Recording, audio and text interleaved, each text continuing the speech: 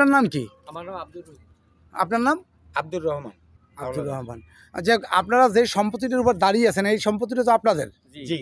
আচ্ছা, এই সম্পত্তিটা আপনারা কিভাবে পাইলেন? আমার বাবা নিলাম খরিদ করছে 64-65-তে। হ্যাঁ, তারপরে? খরিদ সূত্রে আমরা মালিক। হ্যাঁ, আমার বাবা মালিক নিলাম খরিদ সূত্রে। হ্যাঁ, নাম ধরে রেকর্ড হয়েছে আমার বাবার নামে। হুম, ঠিক আছে? হুম। এরপর হুম। অসাধু লোকজনে বালাম্বর পৃষ্ঠে ছিটিয়ে ফেলাই দিয়া 81 সালের বিপি দেখাইছে। হুম, আর এই সম্পত্তির আমরা 95 সাল পর্যন্ত আমরা খাজনা দিয়ে আসছি। হুম। সেন্সার তালিকাও এই বিপির বইতে ওঠে নাই, তালিকায় রেজিস্টারে নাই। ওঠে নাই, তালিকায় ওঠে নাই। হ্যাঁ। তারপরও ঘষা মাজা করিয়া বিপি কইতে তফসিলে ঢুকাইছে, ইতে গেজেটে হ্যাঁ, ঢুকাইয়া বিপি দেখাইছে হ্যাঁ, এইটারে। হ্যাঁ। আর এই জায়গায় টিউনো সাহেব লেখছে যে এই খতিয়ান দুইটা সেরা, মূল তথ্য নাই, বালাম বইতে এর কোনো তথ্য পাওয়া যায় না, কতটুকু সম্পত্তি বিপি হয়েছে এর কোনো তথ্য উল্লেখ নেই। উল্লেখ নেই। উল্লেখ নাই। জি। তাহলে এই মামলা করছিল কে? আমরা মামলা করছি সরকারের বিরুদ্ধে, আমরা মামলা করছি করার পরে? সরকার বিবেদী করে আমরা মামলা করছি। মামলায় আমরা রায় পাইছি, প্রথম রায়।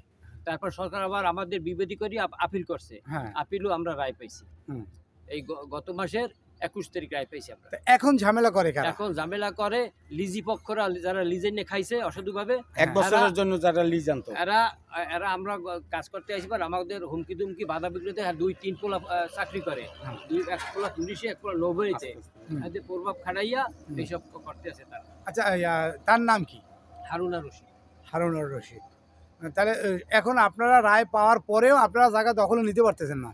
জায়গা দখলে আমাদের, দখলে কিন্তু আছে। আইসা আমরা- বিভিন্ন সময় আমাদেরকে হুমকি দুমকি দেয়।